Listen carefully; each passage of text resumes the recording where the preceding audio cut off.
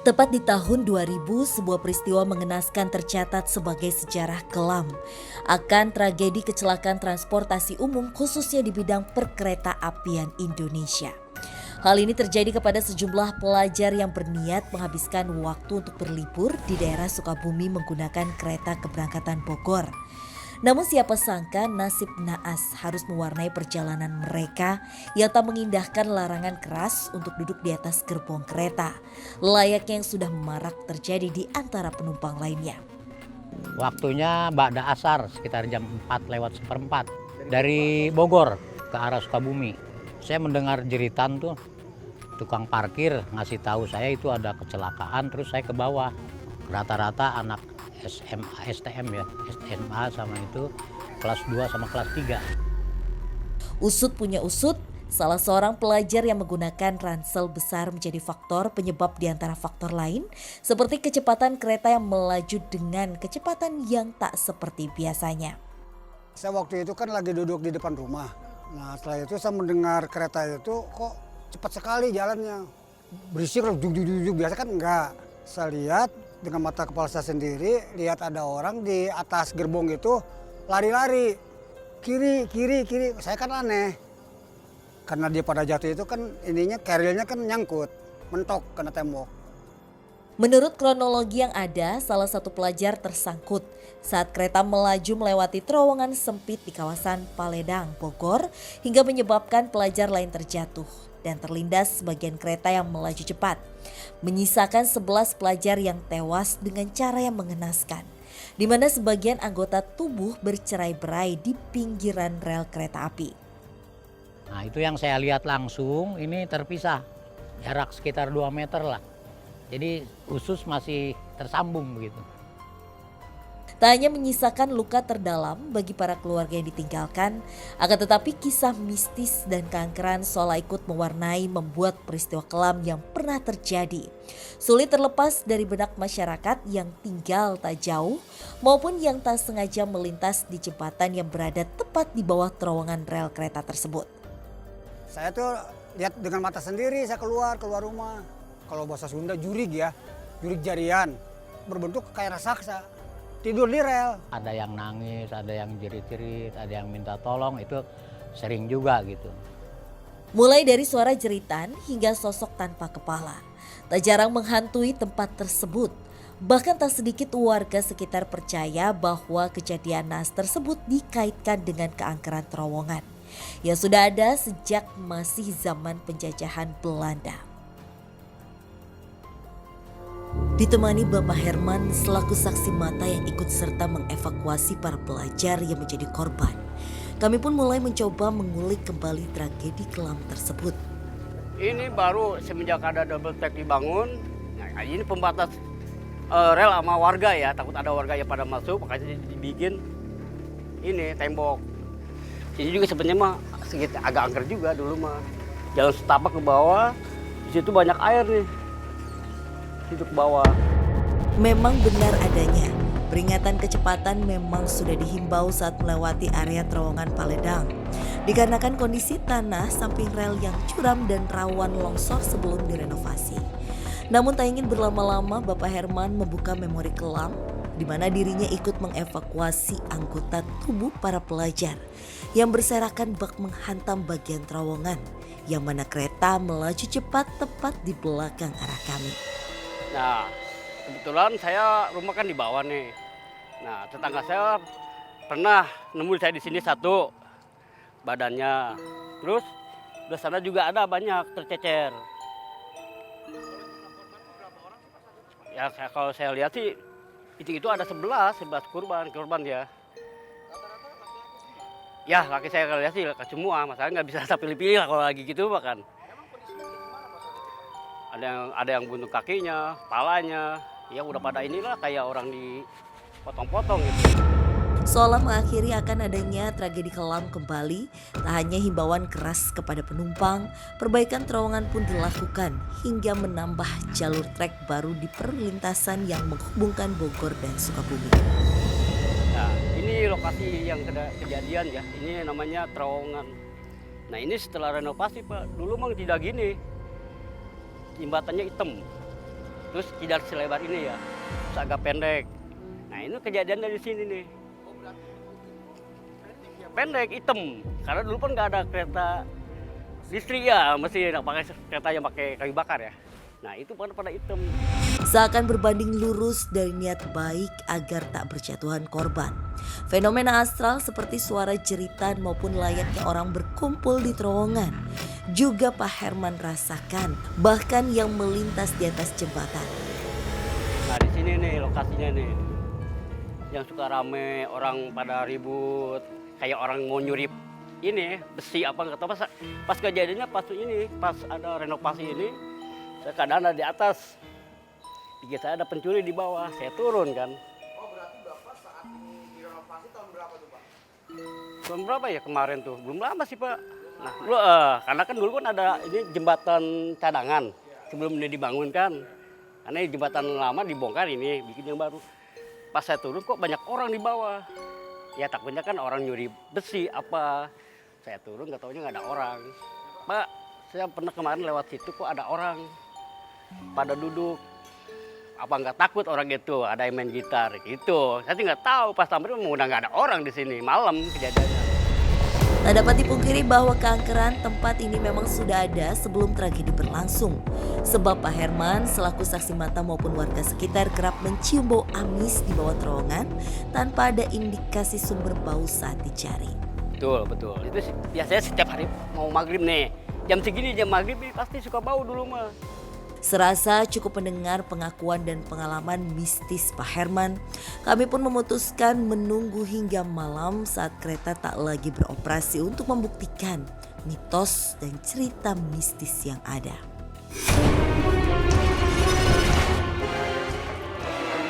Sosok perempuan yang sepertinya dicekuk. Sosok hitam itu semakin dekat.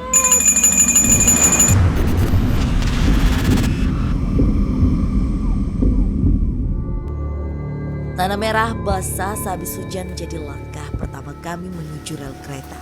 Ini nggak ada jalan lain ya? Nggak ada. Ini nggak ada jalan lain.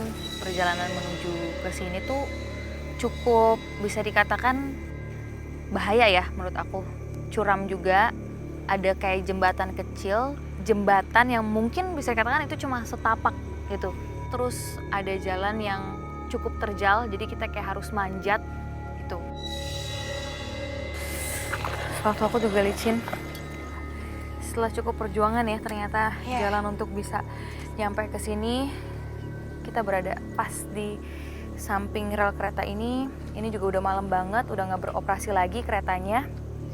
Kereta yang menghubungkan Bogor, Sukabumi ya. Kamu udah ngerasain apa kalau aku boleh tahu di samping rel ini? Banyak sih, Nat, terutama dari beberapa lokasi yang pernah kamu ajak aku datengin. Ini salah satu lokasi yang gak berhenti bikin aku merinding. Karena terlalu banyak jeritan, tangisan, bahkan amarah yang sangat besar di tempat ini. Tapi yang mungkin belum tadi kamu mention ke aku, sebenarnya ini dulunya adalah bangunan yang sengaja dibangun oleh penjajah kita, oleh Kompuni, oleh mereka yang membangun, karena memang dulunya sebelum adanya terowongan dan jalur kereta ini pernah ada jembatan yang di belakang jembatan itu sengaja dibuatkan seperti bunker yang kecil. Penerawangan Frisly memperkuat sejarah yang sedikit terlupakan bahwa terowongan rel kereta api Paledang dibangun pada masa kolonial Belanda.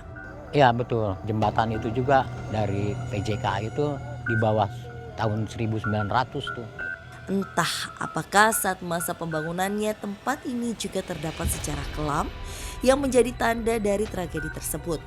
Namun yang pasti, Frisly mencoba merasakan kebalik kilas balik peristiwa dengan menyentuh bagian rel.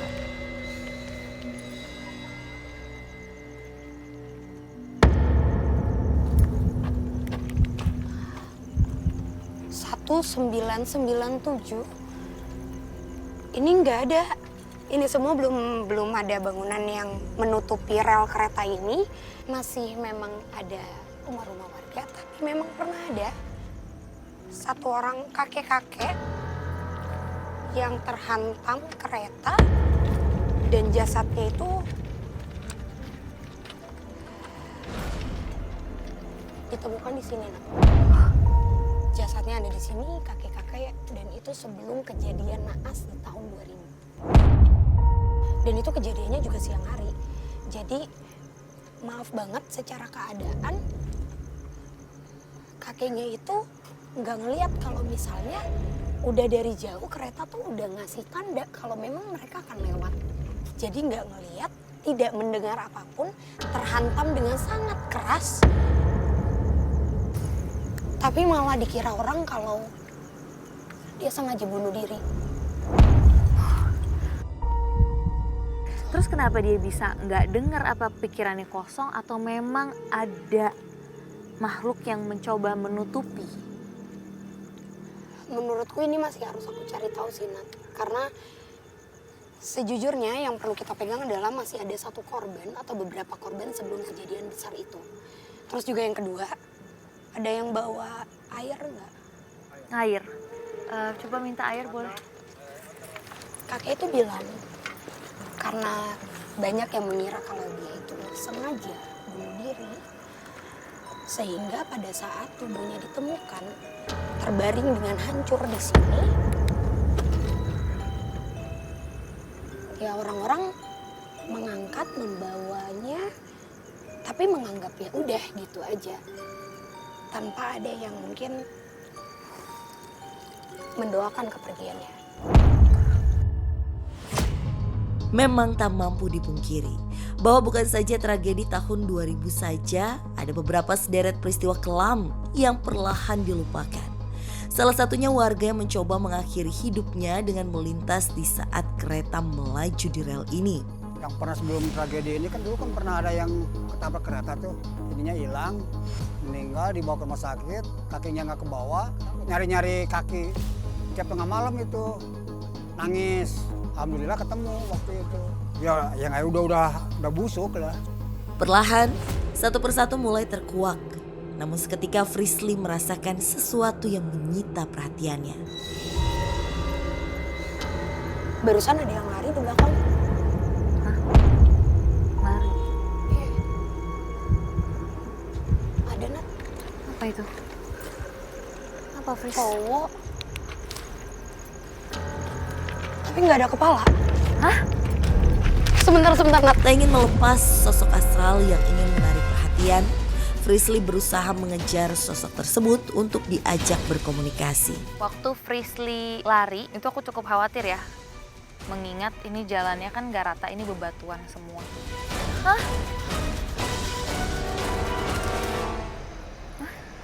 Fris, kenapa sih? Tadi kamu bilang di tahun 2000 menewaskan berapa orang?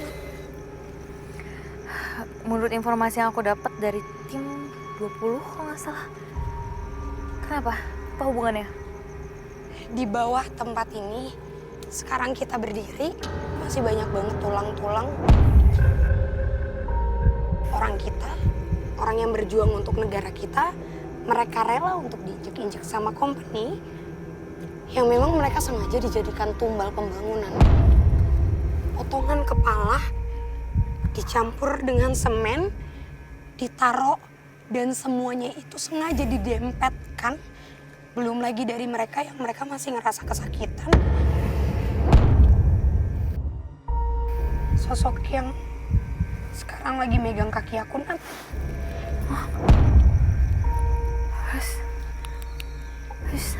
Dia beda dengan sosok yang tidak mempunyai kepala tadi.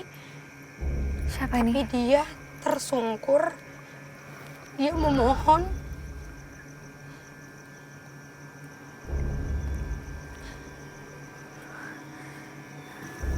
Kenapa?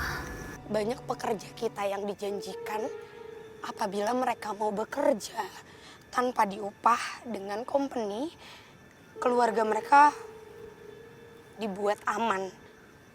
Tapi ternyata keluarganya terlebih dahulu dibunuh. Dia memohon sama orang Belanda agar kepalanya ditebas. dia minta tolong biar dia cepat meninggal, biar dia ketemu dengan anaknya dan ketemu dengan istrinya. Karena ternyata pada saat dia mengiyakan untuk bekerja, istri dan anaknya diculik dan mereka dihabisi.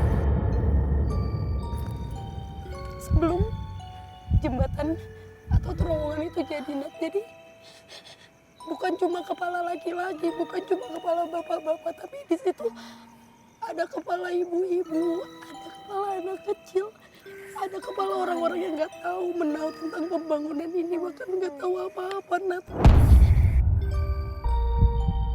Sosok laki-laki parubaya 40 tahunan ke atas, dia hanya bilang berkali-kali, "Nduk, saya memohon, saya meminta apabila kepala saya bisa ditukarkan demi kekenyangan anak saya rela melakukan itu." Tapi ternyata anaknya udah nggak ada juga, Nat. Justru anaknya yang duluan dibunuh. Dia nggak tahu sama sekali berarti, sis. Seakan mampu melepaskan sisi kelam semasa pembuatan rel maupun terowongan yang ada. Beberapa orang meyakini keangkeran tempat ini berasal dari pengorbanan para pribumi semasa pembuatan. Iya, sebelumnya kan anak SMA tuh 2 orang, terus yang bunuh diri Pak Maman itu saya ngelihat orang katanya berdiri di pas tangga itu tuh. Dulu ada jalan sih sebelum ditutup ini. Tak ingin selesai sampai di sini, kami pun mencoba menelusuri bagian terowongan guna menguak apakah tragedi yang terjadi merupakan murni kecerobohan segala pihak atau ada unsur gaib dari kisah kelamnya masa pembangunan yang ada. Tadi banget posisi dia tuh kayak gini. Aduh, dia pindah posisi ke belakang aku gitu. Tapi sekarang dia malah berjalan dengan menyeret kaki kirinya ke arah sana. Kita ikutin dia kali ya, Nat. Iya, kita ikutin aja yuk. Kita nggak apa-apa kan ngikutin dia? Sejauh ini sih menurutku harusnya masih aman ya, Nat. Lantas, apakah sosok yang menuntun kami mempertemukan kami dengan sosok astral di balik kisah mistis maupun mitos yang beredar?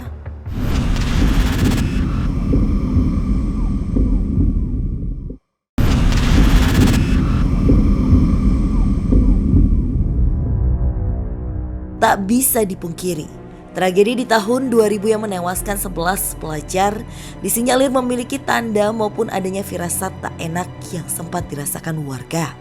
Baik bau amis yang diceritakan Bapak Herman, melainkan firasat lain yang dirasakan warga setempat. Dari sana sudah dilarang sama petugas-petugas PJKA. Juga memang kebaca situasinya bakal terjadi seperti itu. Lantas, apakah semua yang berhasil diungkap memiliki keterkaitan nyata hingga menjadi unsur lain dari tragedi naas yang pernah membuat rel dan terowongan bersimbah darah? Ini kita persis ada di bawah jembatan.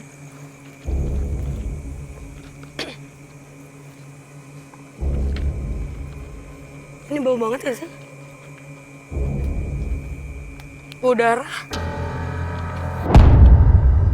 Kamu nyium bau darah di sini, Fris? Iya. Bau darah kayak gimana? Kayak darah segar atau amis atau Bau busuk. Campur darah yang gak enak.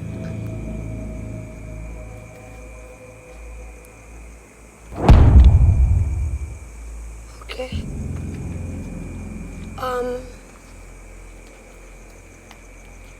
Ada yang mau kamu cari tahu, Nat?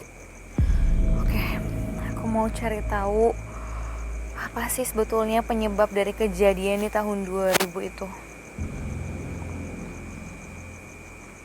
Apa penyebabnya? Tahun 2000 di bulan Januari, keadaan di dalam kereta itu penuh. Oke. Tidak sepenuhnya penuh, tapi memang banyak yang memilih untuk ada dan ikut pergi, tapi mereka duduknya di atas kereta. Rame-rame. Oke. 27 orang di atas sana.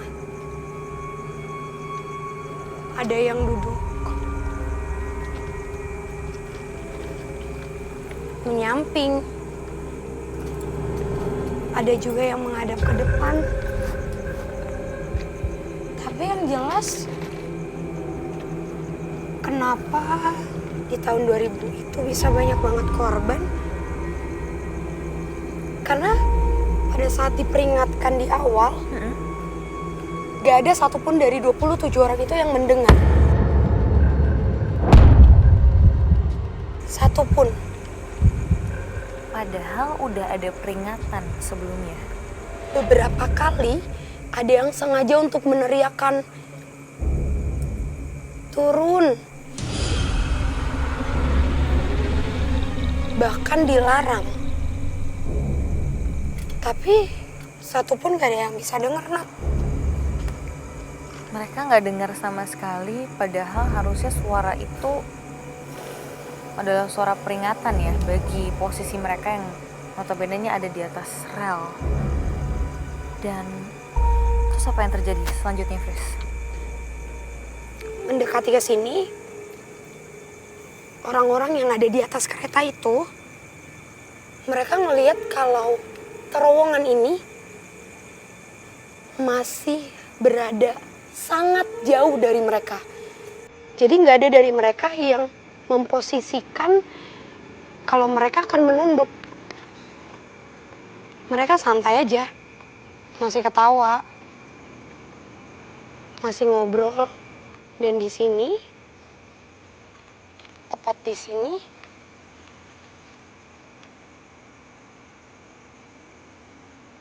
aku pulang banget nih, Nat. Entah apa yang dirasakan Frisly, namun sesuatu seolah menahan Frisly untuk menguak lebih dalam. Iya. Ini kamu juga dengar atau aku aja? Jujur aku nggak dengar apa-apa. Kamu doang nih kayaknya. Kenapa? Ini tandanya apa? Kalau mereka mau komunikasi sama kamu, Fris? Enggak.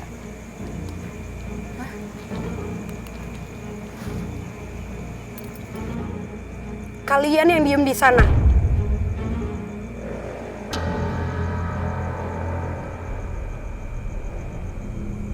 Fris, kamu komunikasi sama siapa?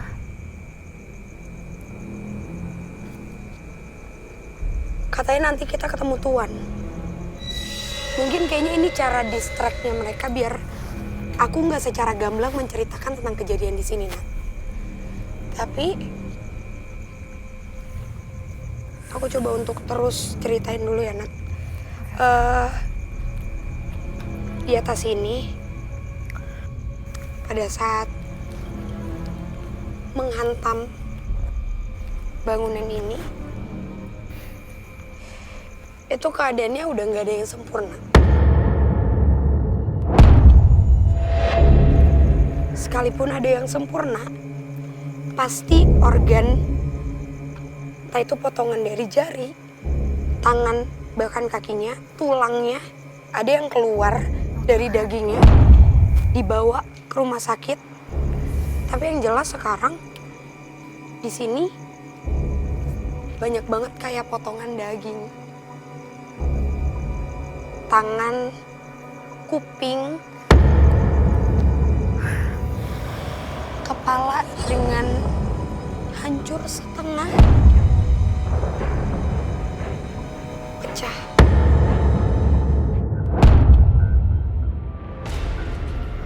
Tak sedikit warga membantu jalannya evakuasi korban, menjadi saksi kelam dan mengenaskannya beberapa anggota tubuh yang berserakan di area rel kereta. Kemudian ada yang badannya di sana, kepalanya di sini, terpis terbawa itu. Yang sebelah sana tengkorak begitu, ininya sudah habis nih, hancur. Dan dari korban-korban yang ada di sini, Fris, perasaan apa yang kamu rasain yang lebih dominan saat ini? Sedih, nggak terima, penyesalan. Beberapa dari mereka itu udah dapat larangan dari orang tuanya. Gak boleh ikut. Gak usah ikut, Dek. Janganlah, A. Nanti aja. Gak enak. Perasaannya lebih ke sedih dan miris.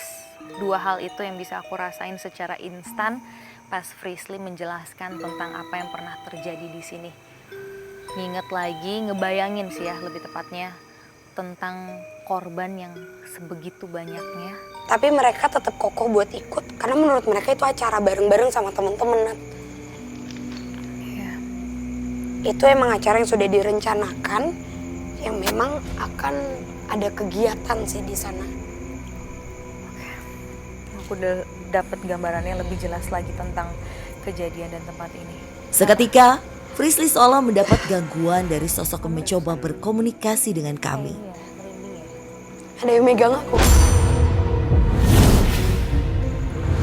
Satu tangan, tapi nggak punya badan, nggak ada. Aku juga nggak tahu ini tangan siapa. Ini si Tuan yang tadi dibilang mungkin? Kayak bukan. Siapa nih, Fris? Masih megang kamu atau? Mungkin ini malah salah satu korban. Muhammad Rohman. Itu namanya? Muhammad Rohman. Fris, kenapa kamu nyariin dia? Dia pergi dari kamu. Wow.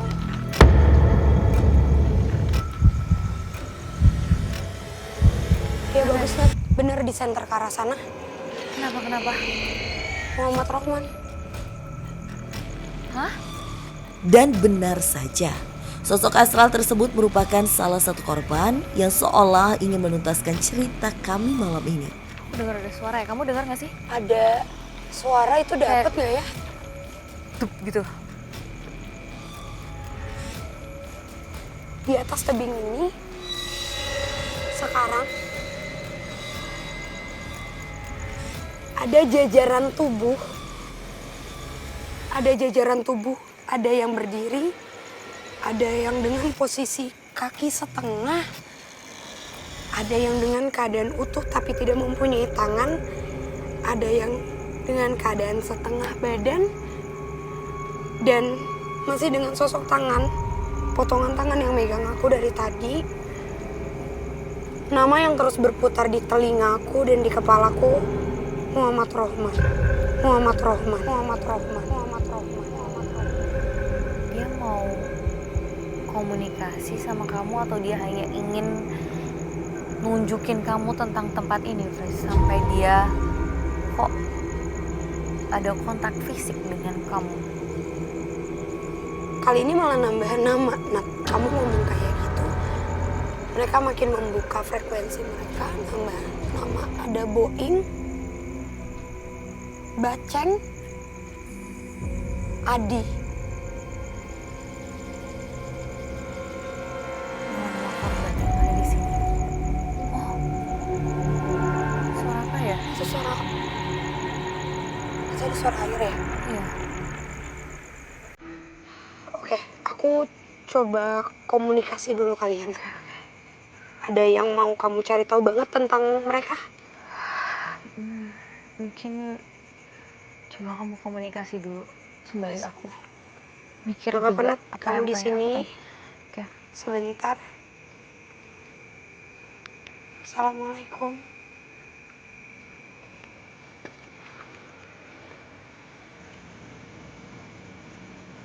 Apa, Nat, yang mau kamu tanyain? Aku mau tanya kenapa gerombolan mereka bisa nggak dengar tentang peringatan yang sempat dikasih tahu ke mereka sebelumnya. Kayak yang tadi aku bilang, pandangan mereka melihat ke depan kalau bangunan setengah lingkaran itu atau terowongan itu jauh, masih jauh banget dari mereka. Dan pada saat mereka mengedipkan mata, ternyata udah di depan. Ada yang sempat menghindar ke samping, tapi ketarik dengan posisi temannya yang keadaan wajahnya hancur.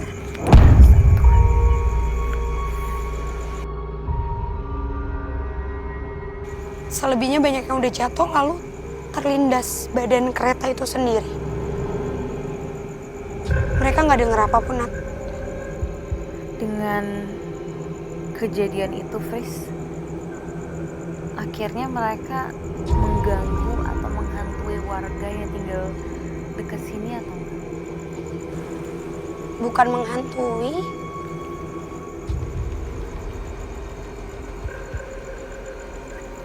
niat mereka masih mencari. Mencari.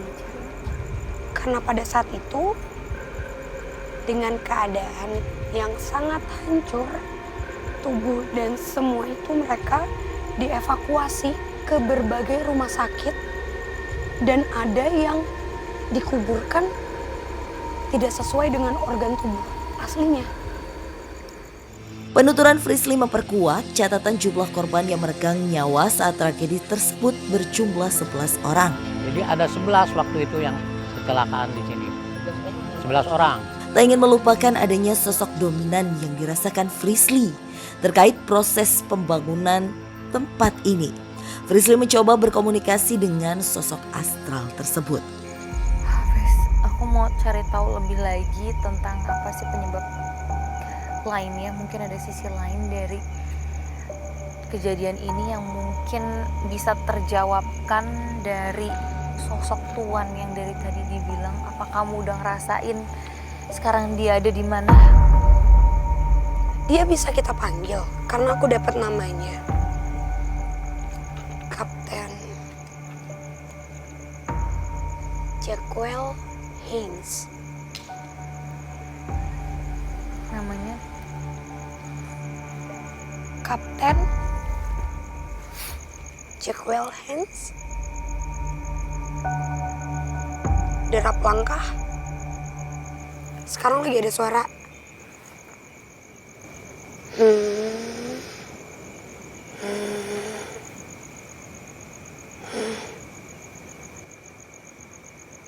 Oke.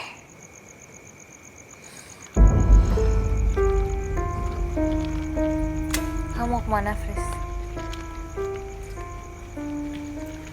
Kamu mau duduk di sini juga nggak, Nat? Di rel ini.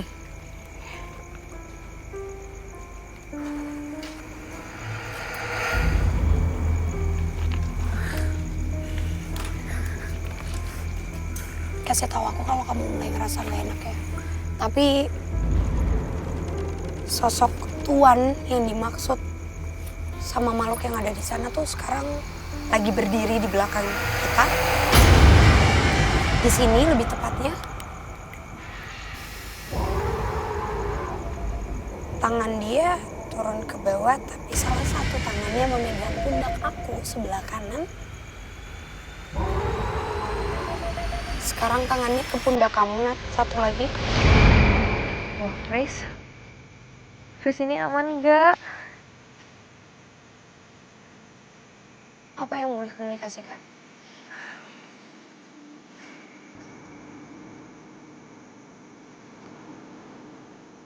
Hah? Nat, kamu boleh nanya, Nat? Dia siapa dan kenapa dia ada di tempat ini?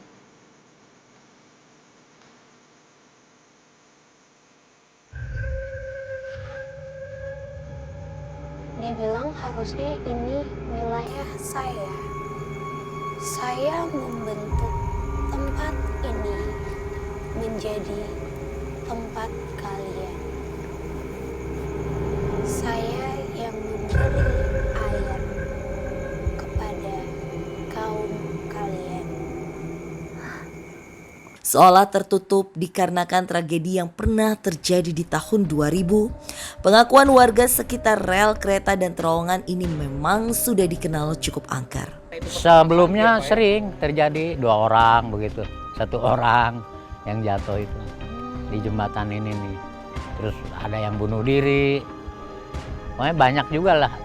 Tak ingin menguras banyak waktu, di mana saya mencoba mempertanyakan sebuah mitos janggal yang terjadi sebelum adanya tragedi kelam. Dan apa yang dia lakukan sama orang-orang kita dulu? Kenapa dia jadiin korban di sini? Sekarang dia lagi ketawa kenceng banget.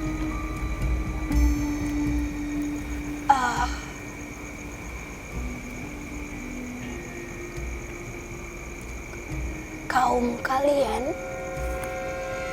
hanya budak, lemah,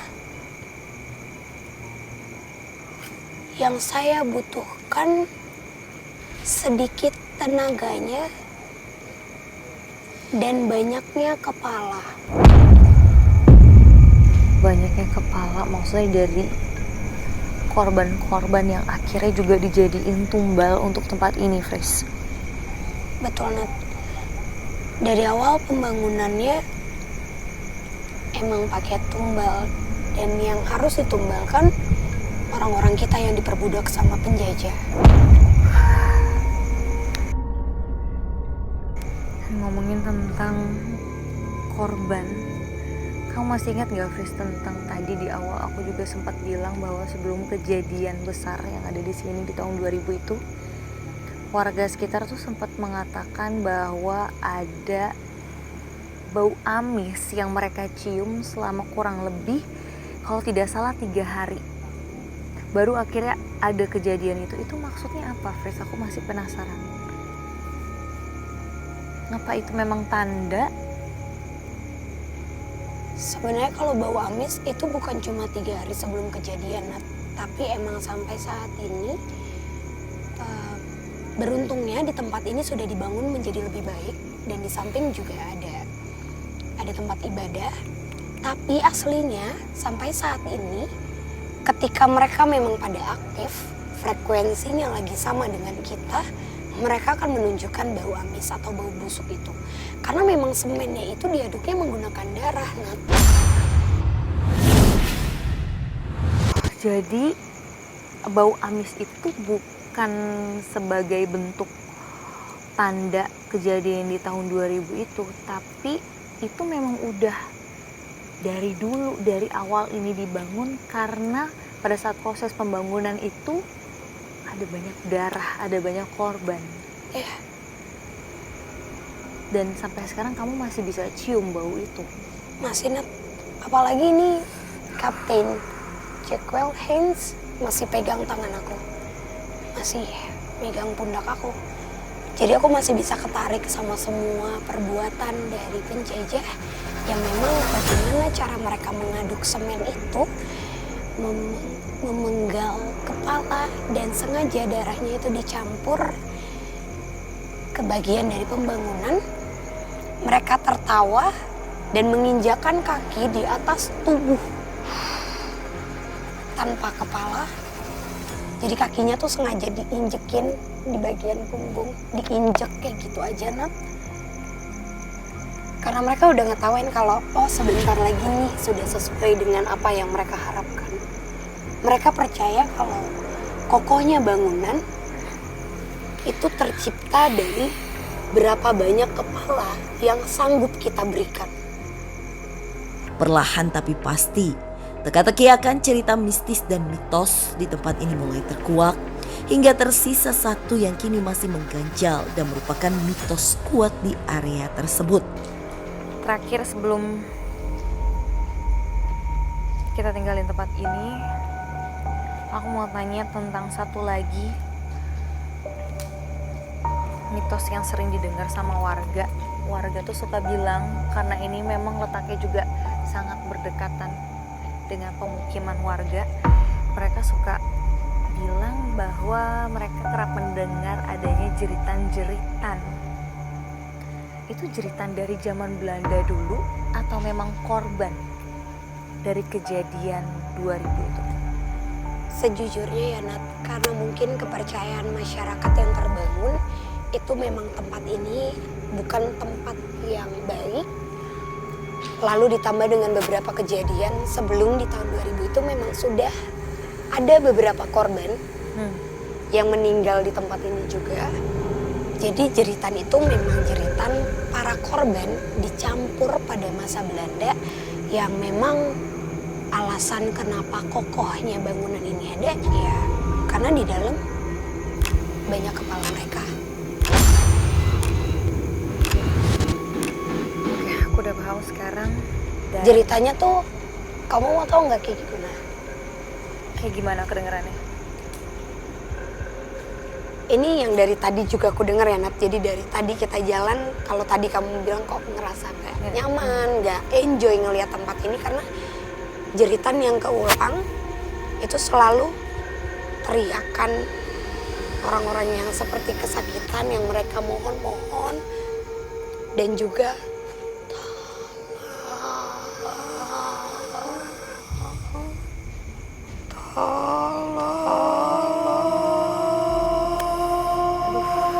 Aduh, terus ini teriakan gak nyaman banget buat aku denger.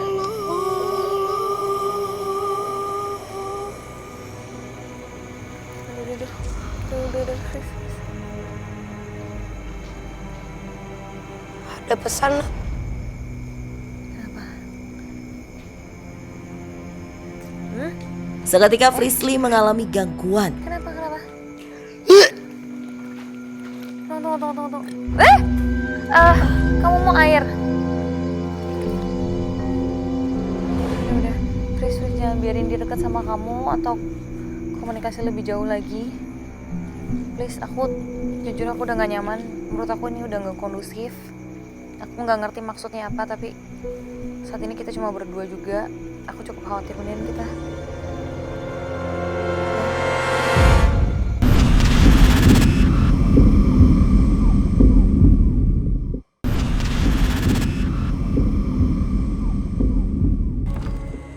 Seakan menutup penelusuran kami malam ini dengan gangguan yang mulai dirasakan Frisly. Kami pun menyudahi penelusuran ini. Frisly, setelah penelusuran kita malam hari ini menjadi salah satu pembuktian lagi bahwa ternyata memang benar tempat ini angker ya. Dan bukan hanya kejadian di tahun 2000 saja yang pernah terjadi di sini, melainkan pernah ada juga cerita-cerita pada saat zaman penjajahan dulu ya, yang pernah terjadi di tempat ini dan ternyata menjadi salah satu alasan juga kenapa bisa terjadi kejadian besar di tahun 2000 tersebut. Dan semoga kita berharap dengan dibangunnya bangunan baru, dibangunnya jembatan baru ini juga, semoga hal tersebut tidak akan pernah terjadi lagi di kemudian hari. Dan semoga ini bisa menjadi pembelajaran juga tentunya pemirsa untuk kita semua bahwa keselamatan jadi yang nomor satu ya. Betul. Oke, kalau gitu pemirsa jangan lupa untuk terus ikuti penelusuran kita ke tempat-tempat lainnya yang menyimpan banyak cerita misteri, mitos, dan mencekam yang tentunya akan membuat kalian deg-degan. Hanya di GTV.